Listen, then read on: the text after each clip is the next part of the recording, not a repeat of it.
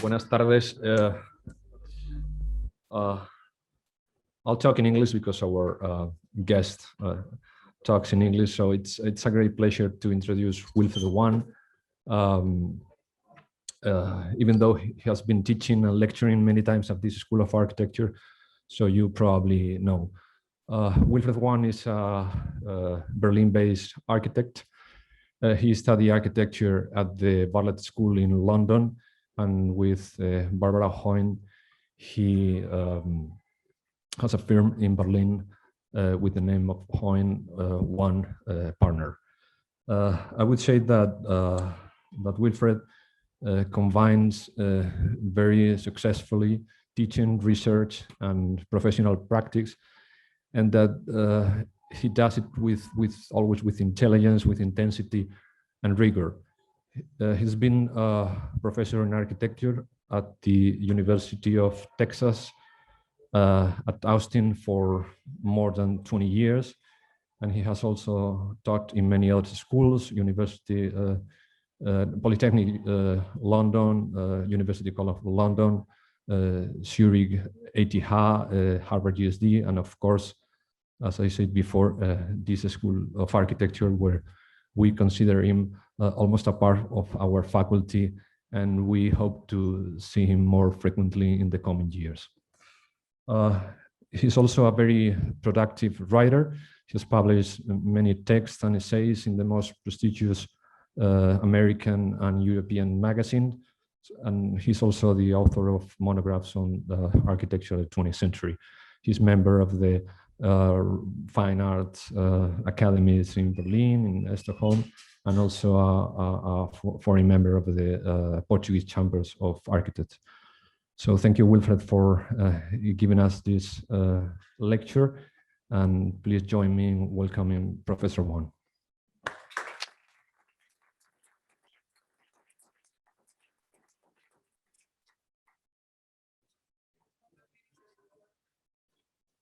So,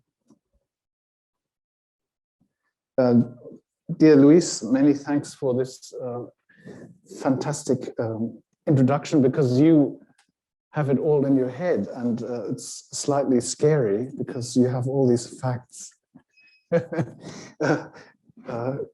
completely stored there somehow. So I'm very grateful and very impressed. Thank you for joining me in this presentation. I'm going to speak about site specificity, skilled labor, and culture. Maybe I should switch this off and into the microphone is probably better.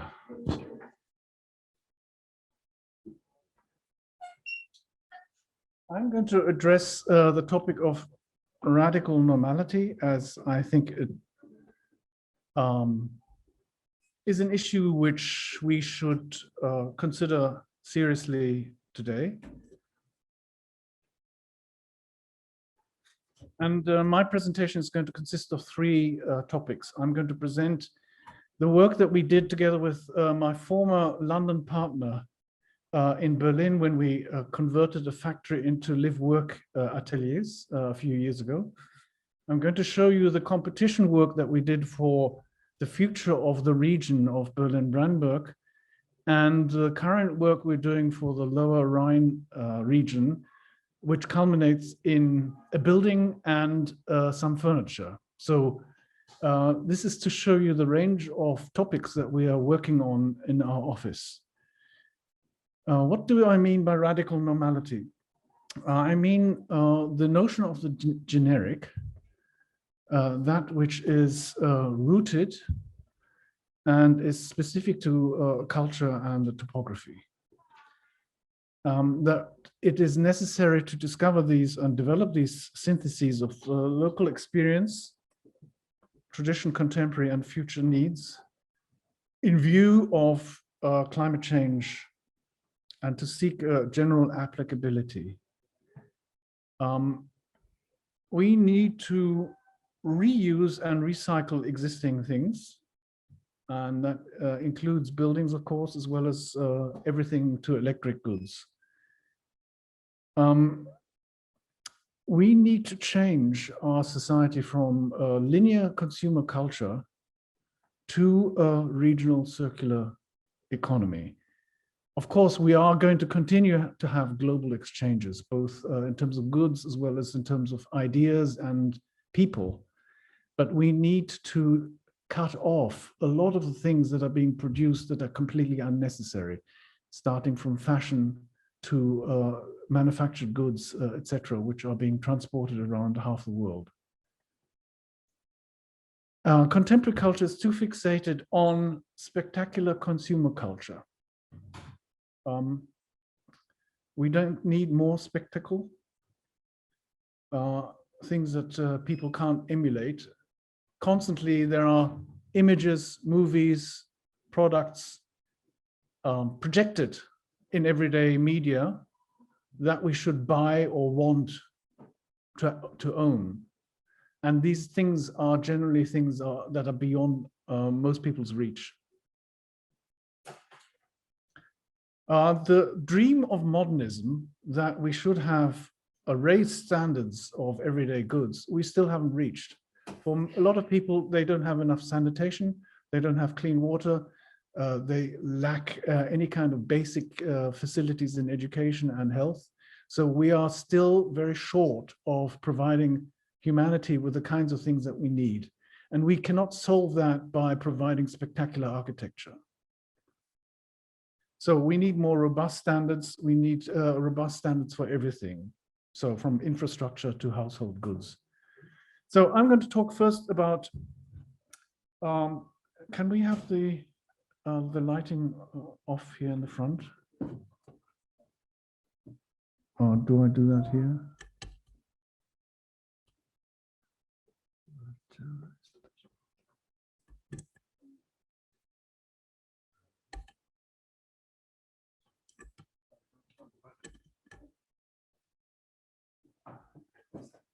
Anyway, that's a screen. You mean dim the? Yeah, maybe it's okay. Maybe you can dim it. Yeah. Okay, maybe you're.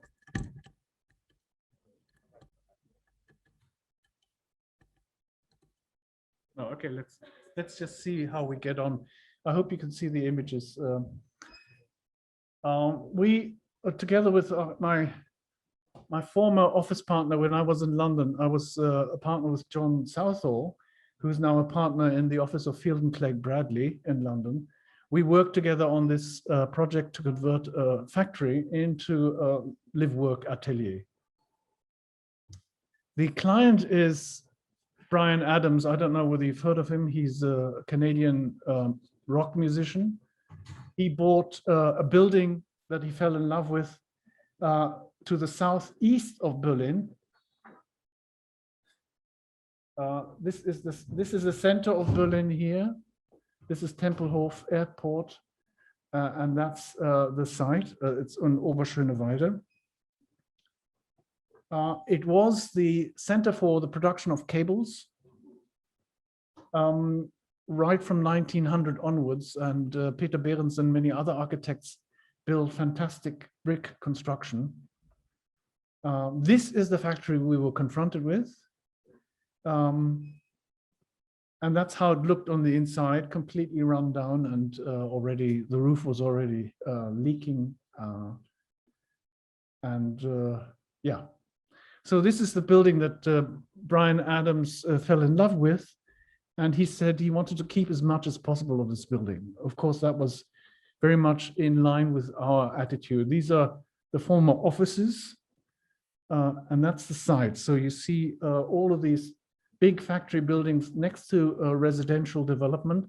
This is one of the first urban designs where a linear city that was later on developed in Russia as well was realized. So you would have work on one side next to the river and living on the other side of this street.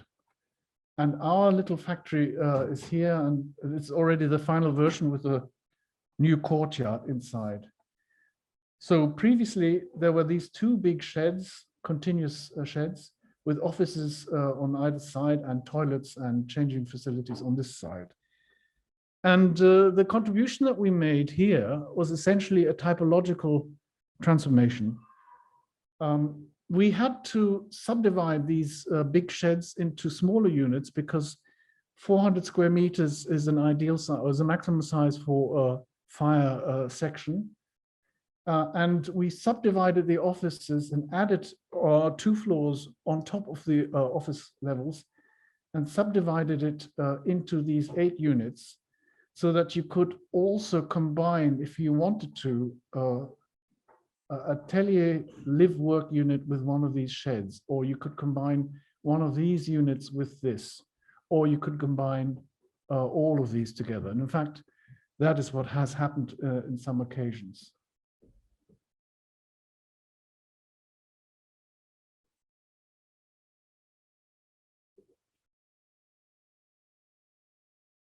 Okay. Thank you. So here you see the preserved 2 sheds. These were the 2 levels of offices that existed. This sanitary wing was completely demolished and reconstructed. And so this is what resulted. We have these 2 additional stories here. This is the existing volume reclad in plaster. And these are the 2 new additions to the side. This balcony here is a fire escape route. And so facing north, there's a wonderful atelier with a north light here. And that's what these halls look like today. The roof is entirely reconstructed. There is high reflective glass in here. So even when it's very sunny outside, it's comfortably cool on the inside. These windows here are new. And also this brick infill is new.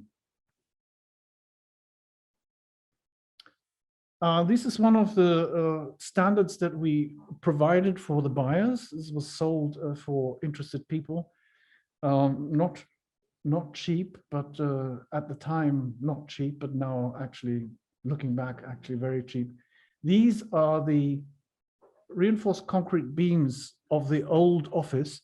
We cut slots in them and put a staircase in between.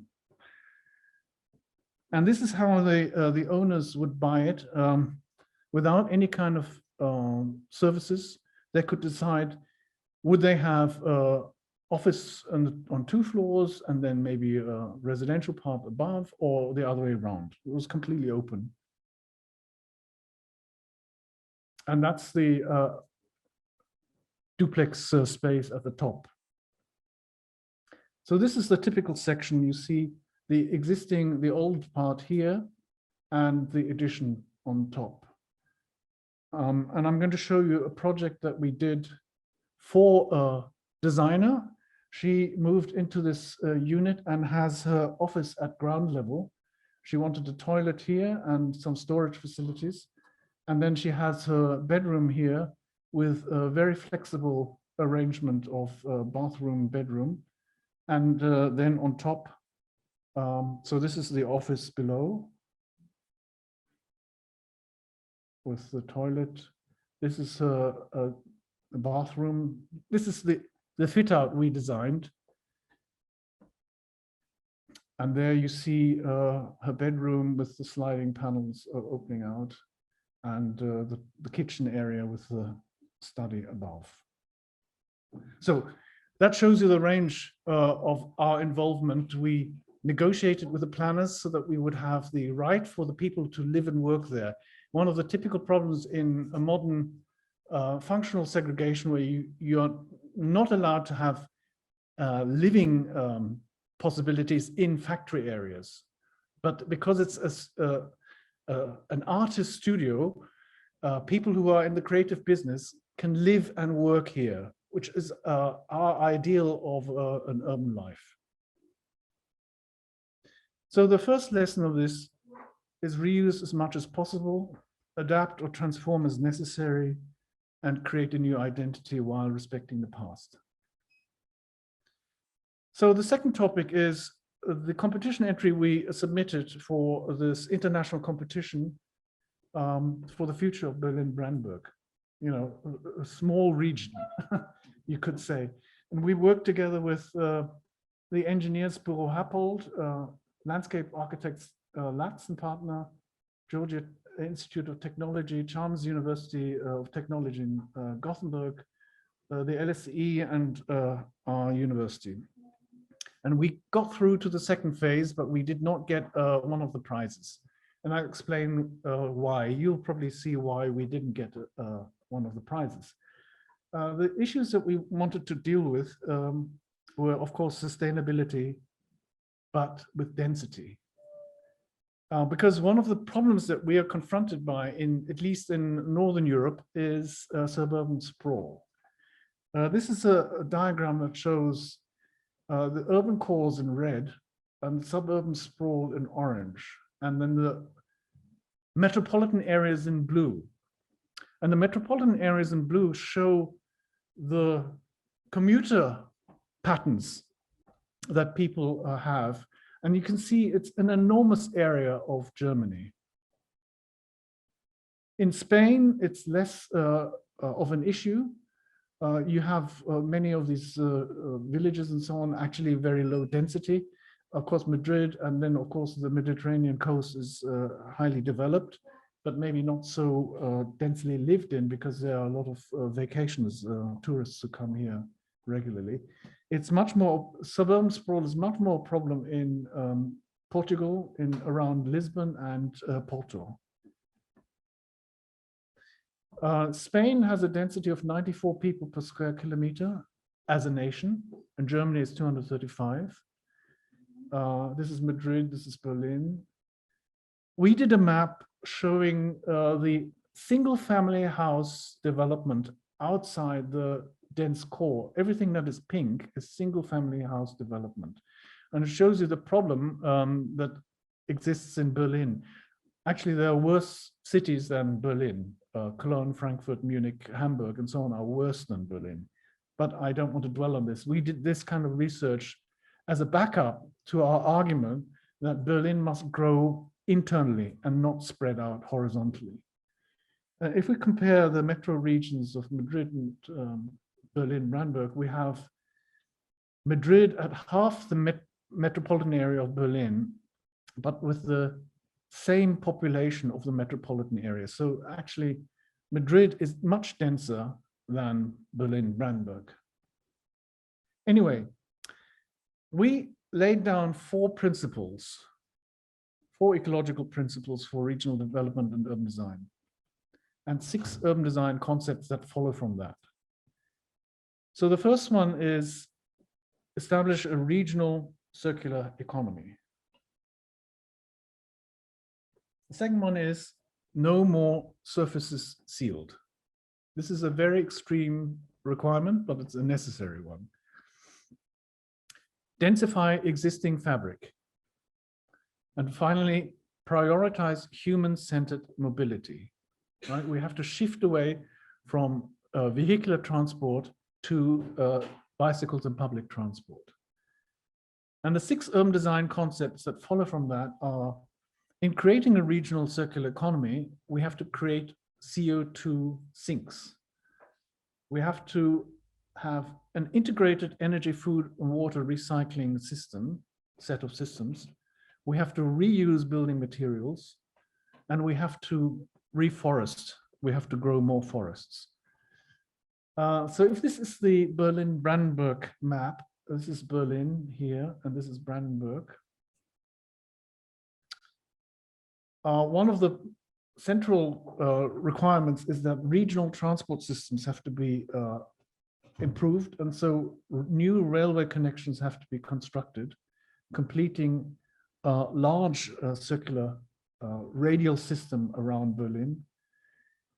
For Berlin itself, where you see the line of the former wall, this is the west and this is the east. These are the lakes on either side.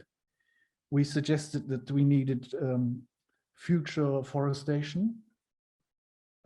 mainly around the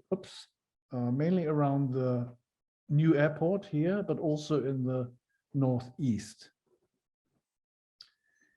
We have to stop sealing new surfaces with buildings, and we have to create new green areas, which means new construction can only be constructed on already sealed surfaces, or there must be some kind of trade-off.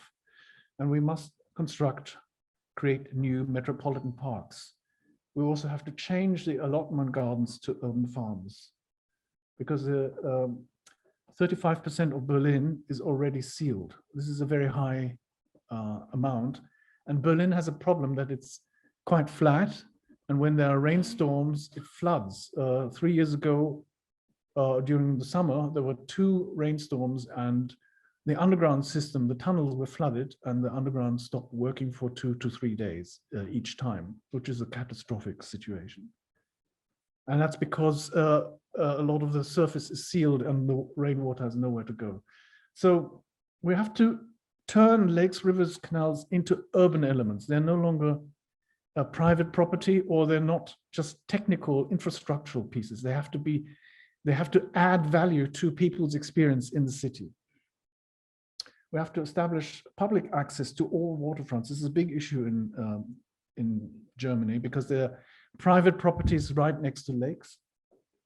And we have to create new canals in the city to deal with stormwater. So this is one of the proposals to create canals and water elements. We have to ensure that we densify the existing fabric, and we have to maintain social and functional mixes wherever possible. So one of the things that we also did was to analyze different areas. This is a map of the industrial areas. This is a map of social housing. This is a railway land in brown, and this is allotment gardens. And this is Protestant cemeteries. Now, Protestant cemeteries, because the number of people in churches is dwindling, Protestant churches are considering selling their cemeteries. And it's an important green element in the city. Rather than to use that as development land, we suggest that it should become a public green space. Anyway, so these are, you can see the amount of colored areas. These are all potential areas for development. Now, the social housing, of course, already exists, but in many cases, they can be densified, which is a highly controversial thing with people living in those social housing areas, because they don't want change. They don't want construction.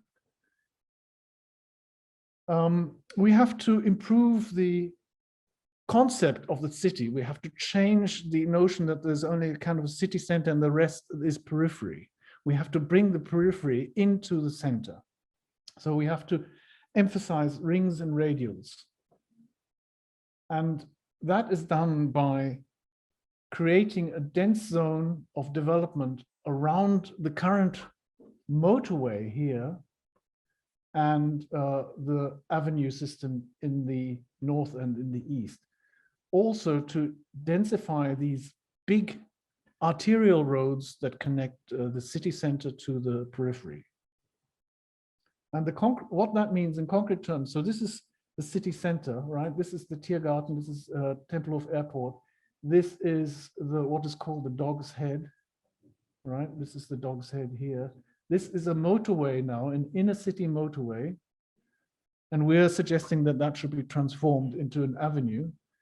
And all of these areas should be developed into a dense urban fabric with, in parts, high rises.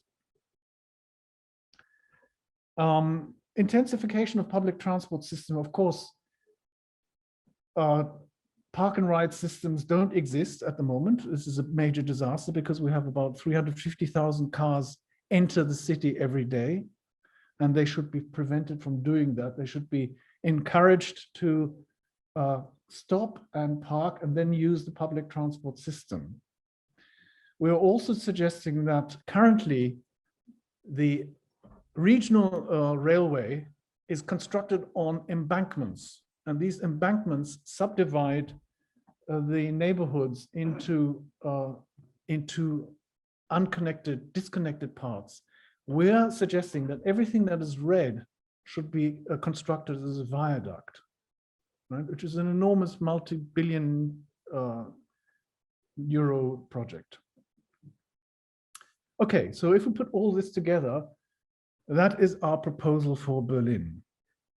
And we were asked to project what that meant in terms of the growth. Currently, we have 3.7 million inhabitants, and it would then rise to 5.2 to 5.7. And in terms of density, it would go up from 4,200 to 5,000 or 6,000, which is a moderate amount. There are inner city parts of Berlin that have currently very popular ones. They have a density of 15 to 16,000 people per square kilometer. So 6,000 sounds high, but it actually isn't. I mean, if you reflect back on Madrid, Madrid has 5,000, right? As part of the competition, we were asked to look at 3 areas, one outside Berlin, one on the border, and one inside Berlin. And I begin with Ludwigsfelde, which is to the south. And I go to Neue Schöneweide, which is actually where we had the Spreehalle. And then on the west, which is one of the major intersections. Ludwigsfelde is a town with a few thousand population. It's about 20,000 population. It has a large car industry or supply industry, recycling industry here, and mail and so on delivery system here, with a typical 1920s suburban development in the southwest. And to the west, there are these awful suburban developments of these kinds of island units. And it's cut through by this motorway and by this railway line and by another interstate highway. So it's really quite subdivided. And this is the street network currently, and our proposal for a very fine street network in the future. And this is the green area that are currently used, and this is our proposal for the future, where we're saying there should be a large east-west central park that connects the peripheries to each other, and that then becomes a focus to the town. And that this principle of a green area should be taken into the neighborhoods and even further into the individual blocks. So there's always a kind of distribution of green within the town. This is the figure ground, and these are the additions. So again, we're not demolishing anything. We're adding volume, and we are reorganizing the orientation of the city away from this kind of separate parts in different quadrants coming together. And that is achieved by sinking the railway line and constructing a new railway station and allowing this green area to make this east-west connection, and therefore by sinking the railway line, stitching the fabric of the city. Of course, there are many more things, but I'll just focus on these main issues. In the industrial area of Neue Schöneweide, we proposed also an additional set of streets. And this is the existing green, and reorganize the allotment gardens to perimeter block development of 2.5-story developments with internal allotment gardens. No longer the Berlin favelas of individual sort of boxes and wooden huts, but proper buildings where people can live. At the moment in Berlin, they're not allowed to live overnight in their allotment gardens. We would say that should change. They should be able to live there and conduct their urban farming if they want. Also, we are saying add green to the edge of the river, create new canals for leisure activities for boats, marinas, and therefore change the character. Oops, this is something wrong with that. But anyway, this is the proposal where you see all of this salt and pepper here that you can see here, right? This is all salt and pepper being transformed into perimeter development. And here, this is an 8.5 kilometer long straight axis. We are suggesting that that should be densified along with our strategy to emphasize the arterial roads of Berlin. This is currently what it looks like. And this is a proposal, just a volumetric study. But the most complex area is Westview. Westview is where we have a 1920s first stretch of motorway connect with the inner city motorway and a complex set of railway lines. So there's a kind of an up and down, it's a complete spaghetti junction of different media, and we have simplified it by saying, rather than have the motorway, we're going to have an urban avenue here, and rather than to have the kind of disconnected lakes, we are suggesting a 50-year strategy of buying property around the lakes by the city to remove those buildings that are really not very nice, to keep the buildings that are really quite good and to offer that for public use, and to create a connected series of parks that should continue over here, all the way down to the southwest. This is another one of these, I don't know what happened. So here you see the motorway connect into the inner city motorway, the different railway lines, right, going up and down. This is the exhibition ground here, and these are the lakes. So this is the proposal. We fill the areas that are currently not constructed. We are building on railway land here, and we are creating a park, right? It's completely crazy, of course. And this is what it looks like now, right? And so if you change this away from a motorway into an avenue, it makes it into a normal city.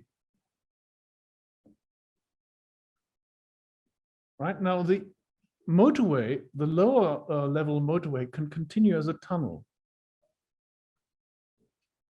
But it's just not making this big noise. It's not subdividing the city.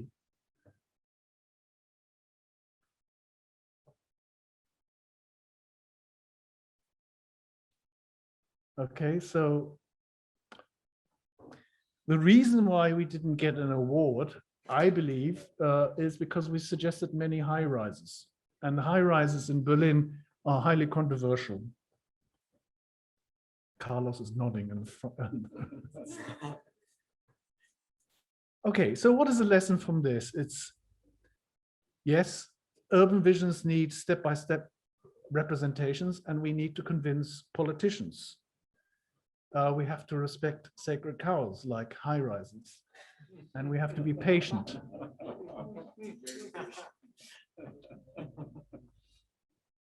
However, it's interesting that the mayor of Ludwigsfelde has invited us to present our ideas to the city. And so we're beginning a kind of a negotiation with the city to advise them on a future plan. So at least there is some kind of a reward that way. Okay, the last topic is space, place, praxis. An intervention for Hombroich, which is a place near Düsseldorf, and where we are proposing to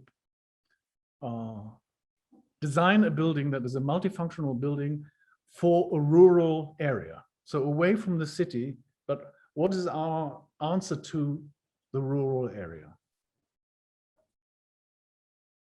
So we are, just a reminder, we are in this area here, this huge development called the Ruhr area, which is formerly steel, coal mining, and so on, an area that has undergone an enormous transformation.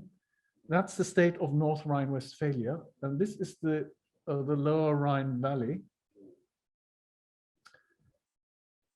And here you see the location of Homburg. This is the site where we have been involved for about 15 years with different formats.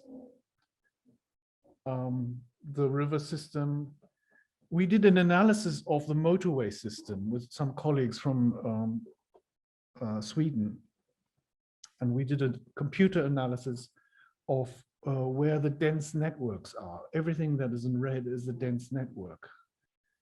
This is a fantastic software which allows us to analyze certain things like densities, mobility, etc. We also researched the growth pattern over the last few years. So in 1943, this was what was developed. 1966, there was that growth.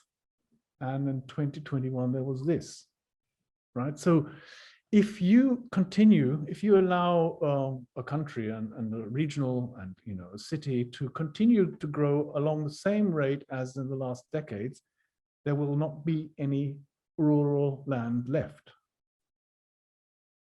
right? So this is what is developed at the moment. The rectangle here is the area that we are looking at in some greater detail. In the 1980s, one of the major projects in North Rhine-Westphalia was the IBA-Emscher Park, the International Building Exhibition of Emscher Park. Emscher was a river that was completely polluted. It was, in fact, just a waste drain. And the state of North Rhine-Westphalia said, we have to renaturalize this. And this was a major project, which was quite successful, one has to say. Our proposal is to naturalize the river Erft, which is this thing here. And that was the axis of open cast mining for the last 100 years. So if we look at that in a little bit more detail, this is our proposal, and these are the open cast mines at the moment, highly controversial. Germany is going to get out of coal fire power station by 2035, maybe 2030. We have to see. And our proposal is that the river needs to be renaturalized. What has happened? With these open cast mines, some are in parts 100 meters deep below ground. The company that has excavated the brown coal has lowered the water table by 120 meters by pumping water. And they are destined to fill this with water because they're too lazy and too mean to fill this with proper soil because the coal has been taken away. And it will take 100 years for the water table to come back to its natural level, right? So just think about that. What this has done to the topography. Anyway, this is these are the two sites, and our site is in this area here. This is what is necessary in order to create a regional park. These agricultural fields would have to be bought and made part of a park. But it could be the largest landscape project that Germany has ever seen. And it would be a necessary element to restore the nature in this area. Our part is in this, our prototype is in this development, which is part of a project of a very successful developer who bought this piece of land and re-landscaped it and built exhibition buildings here by an artist friend, donated his art collection to it and gave it to the state, basically because he had such a sense of guilt for all the awful projects that he had successfully built in Düsseldorf, that he thought he should give something back to the state. Anyway, this is a wonderful piece of development. And after reunification, this NATO missile station, where the atomic rockets were stored in these buildings here, was bought by the same developer, and he got different architects to construct pavilions. This is a Tadao Under building here. This is a Alvaro Caesar building here. And this is a Raymond Abraham building here. And the rest of these buildings are by Erwin Herich, who was a very important sculptor and artist. This is Alvaro Caesar's exhibition building, a fantastic building. We're going to have an exhibition of this work at the end of the, or at the beginning of the summer this year in this wonderful building by Caesar. And so I come to the building that we are proposing for this development, a multifunctional building that could be used for all sorts of things, that is based on our study of courtyard or U-shaped buildings in the area. So this is a kind of a, what do you call it, a royal building in the region. There are some monasteries, and then there's some farm buildings, and then there are some combinations of factory buildings with residential units.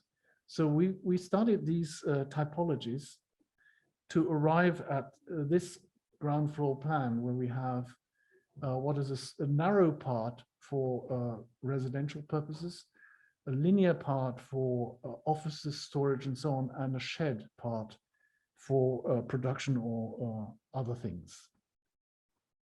So this is an interim stage of our design. We have, of course, photovoltaics, etc.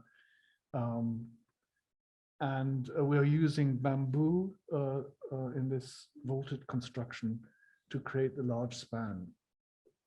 We're using secondhand bricks, and here's a study of what the brickwork might look like, in continuation of what is already there in Homburg, but also, of course, in the awareness of not creating this kind of mechanistic brick wall, and reusing things that are locally produced, such as these concrete blocks that are made out of recycled building material, or these rammed bricks.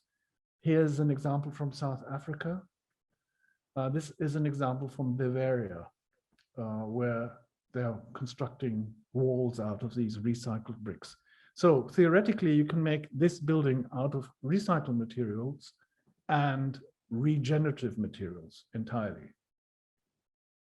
Bamboo, here's a connection that we developed, where we've placed a rod, a wooden cylinder in here, and that stabilizes the edge condition, and it's cast in a glue.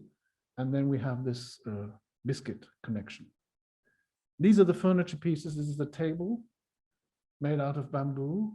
This is a shelf system. And this is the chair that is going to be developed, that is based on this chair that already exists, that I showed some years ago. And that will be made out of these bamboo veneered laminars to create the seat.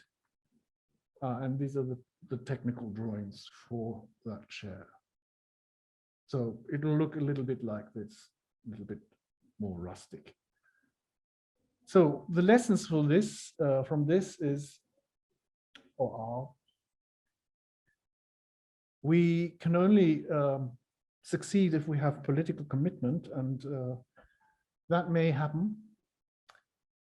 The scars of the past are very deep, and the recovery will be very slow.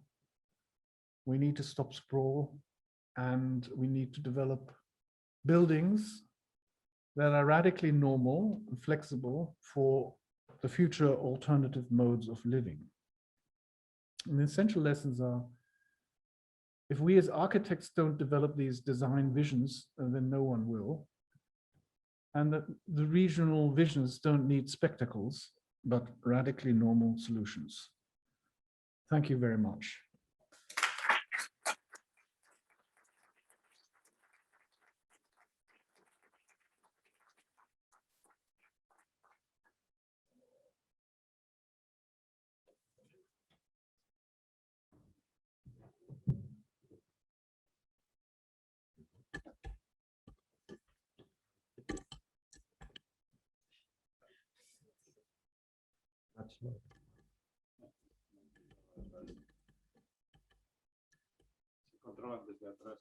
Sí. Preguntas.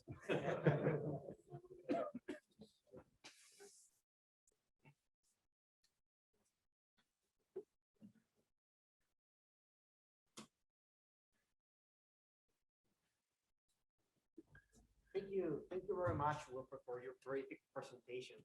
I was wondering how involved can get the buildings, talking about the second project, how involved can be the buildings in terms of green space and disconnections from long distances to the green space that you were proposing.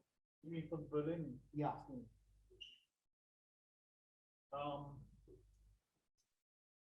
In terms of green terraces or things like that. In Berlin, there are currently many debates about what's the word in English? Nationalizing private property.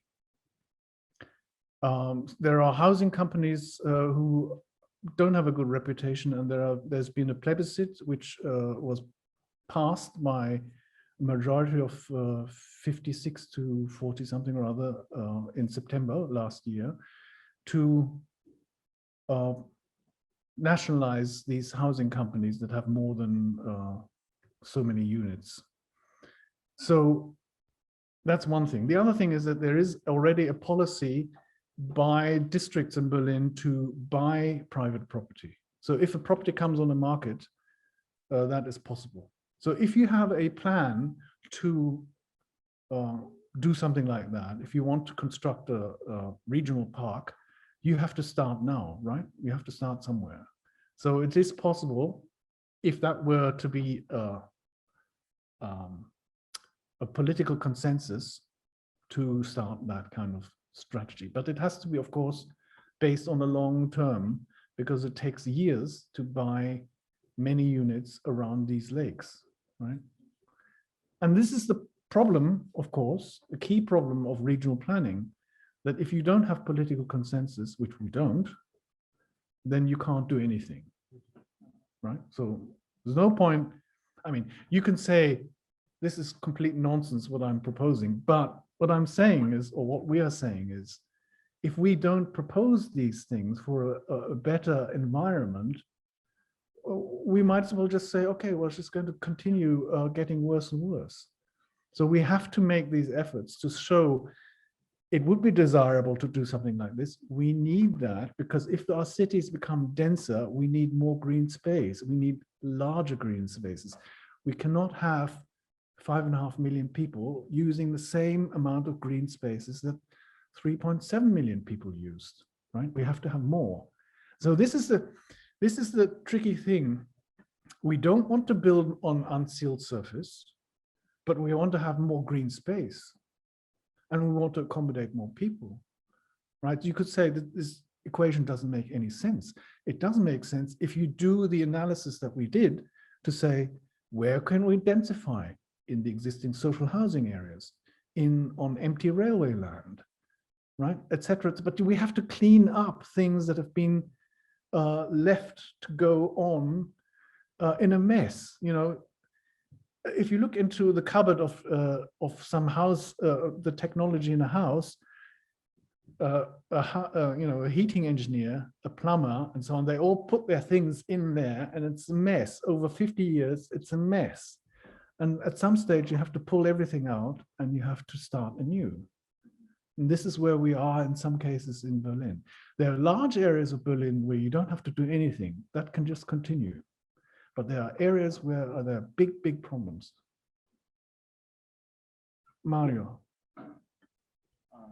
My question is not, thank you so much for the lesson. That is the first thing from the approach from regional vision, or let's say, tries to at least achieve the question of this globalized world. Like some of us, I think that that has to be things in a way.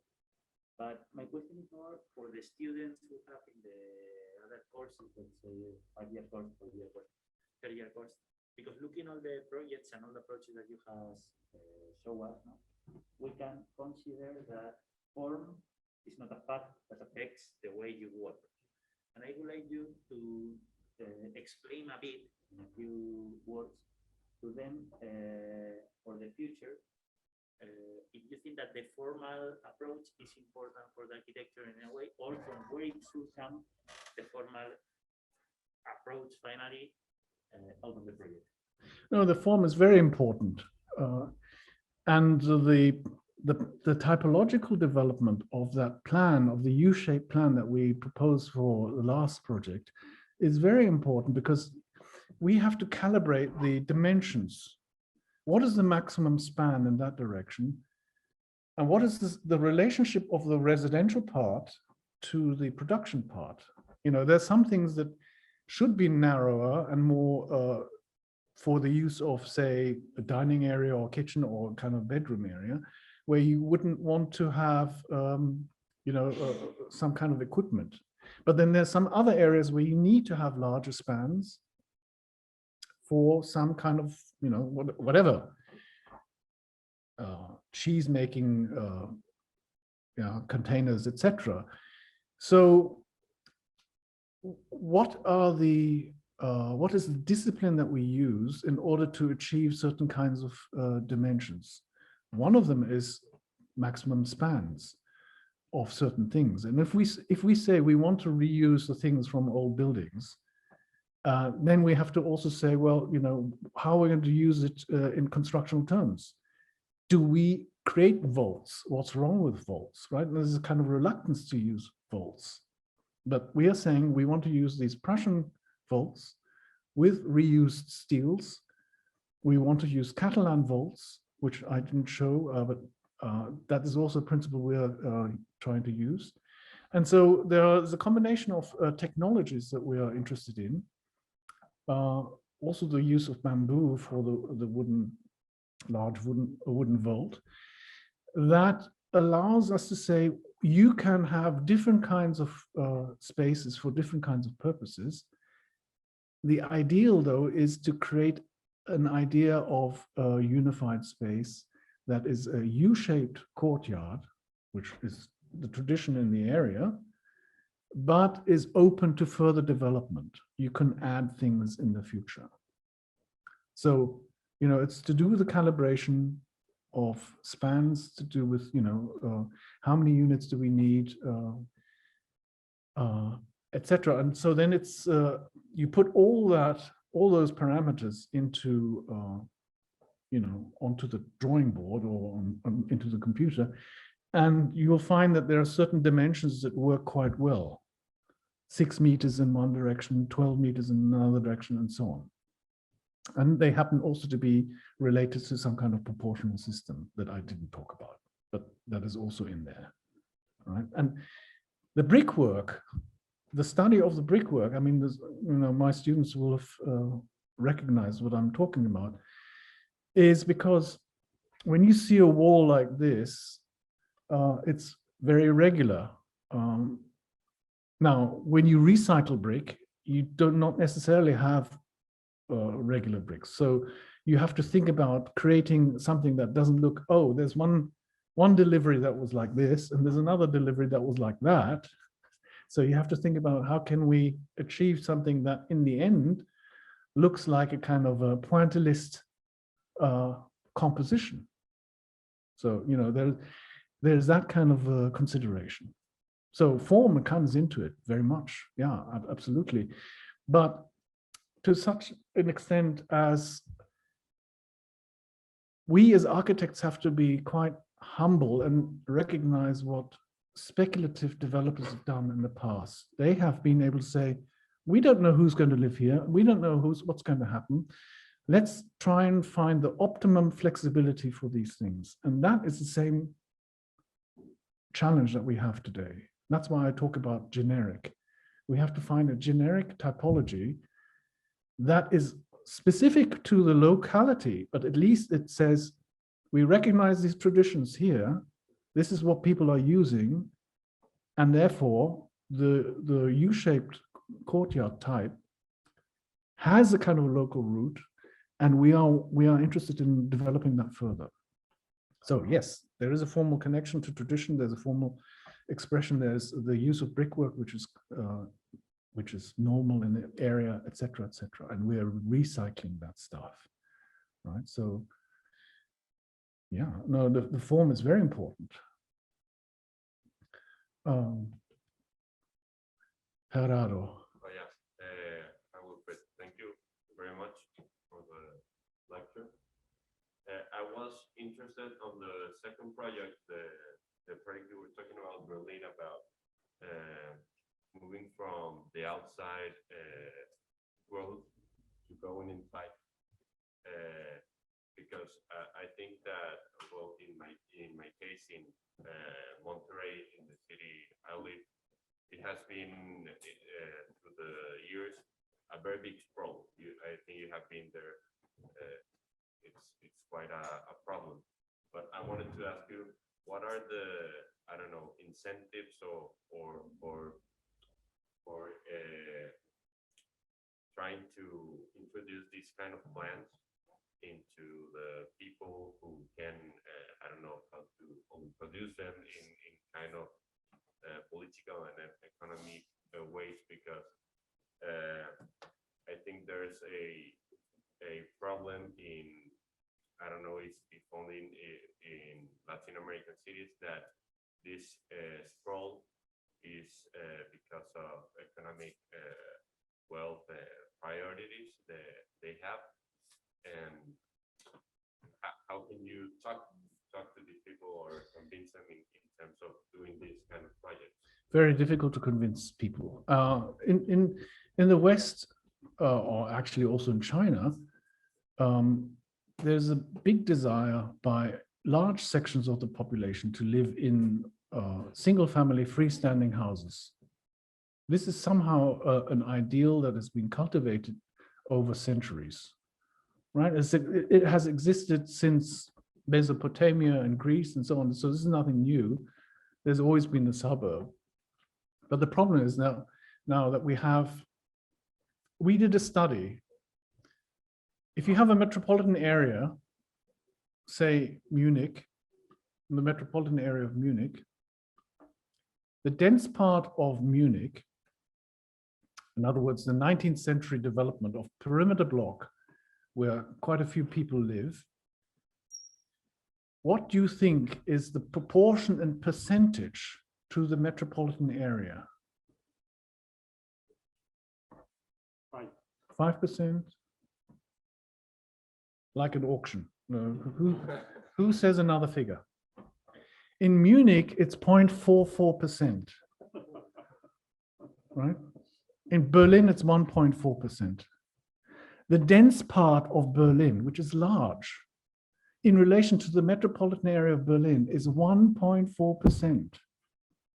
And 35% of the metropolitan population lives on this 1.4%. Right? So please, right, let's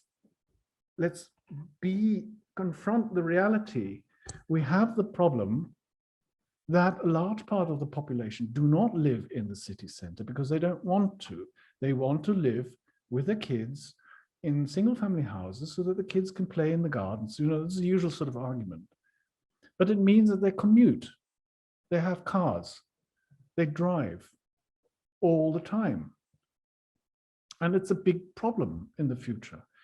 If you can generate your own energy from photovoltaics, fine, you have a solution, right?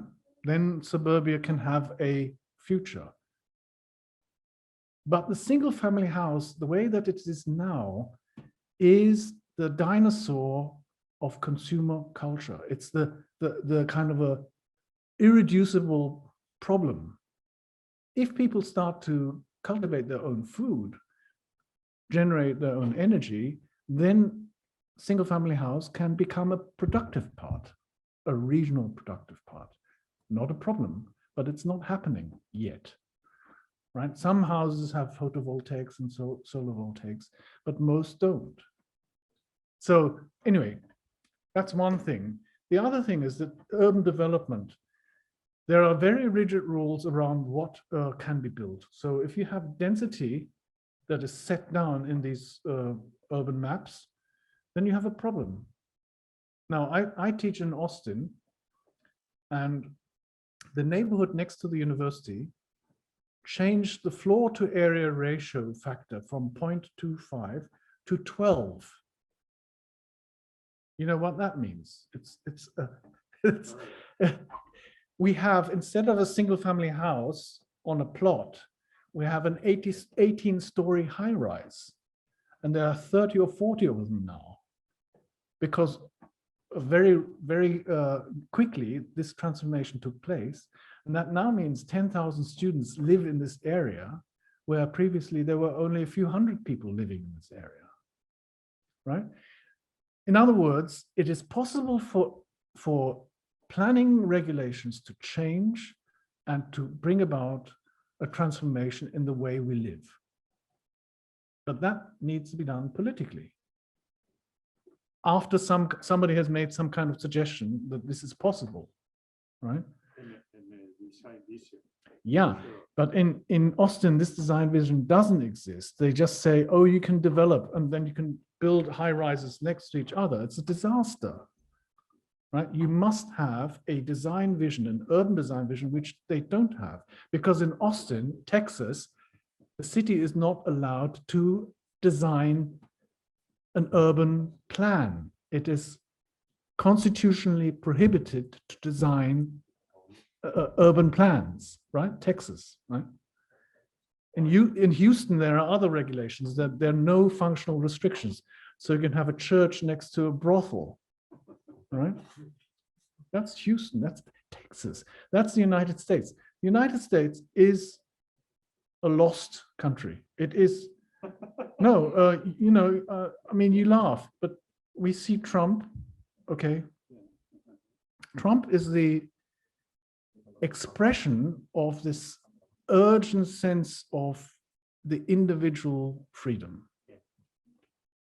right? So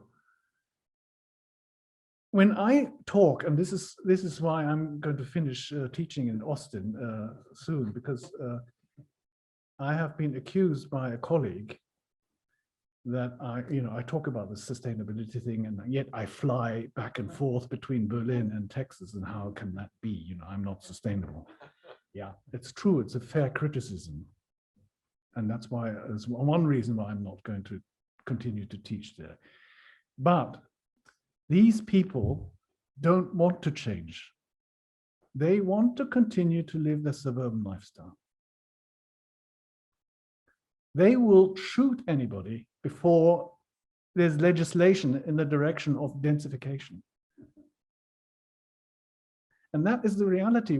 We are at a very important crossroads in civilization. Ukraine is one problem, Trump is another problem, but the underlying problems are that some countries, China included, the United States, have gone in a certain direction where suburban sprawl has become so large that it is determining the way that people vote and live.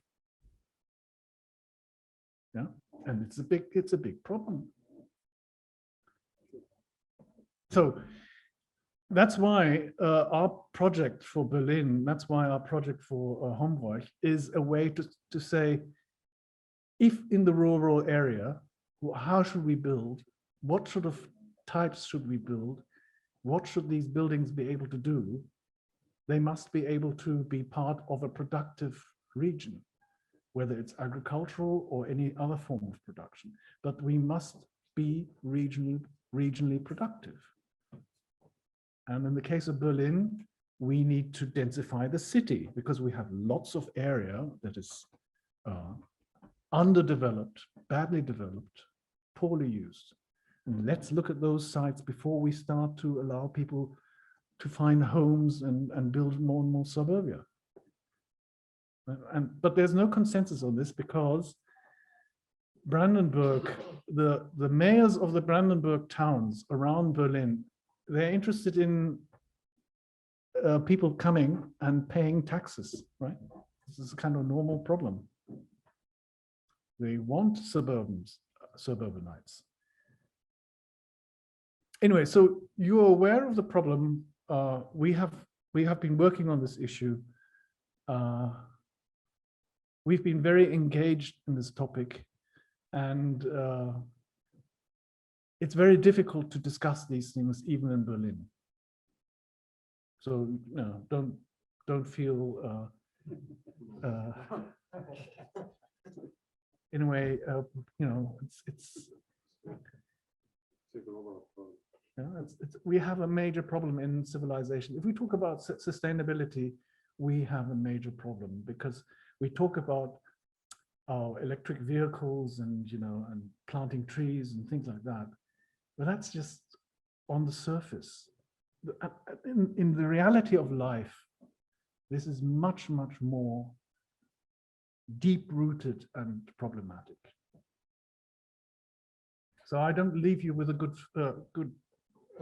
feeling, but what can I say? This is, you know, this is the kind of analysis that after a few years one comes to.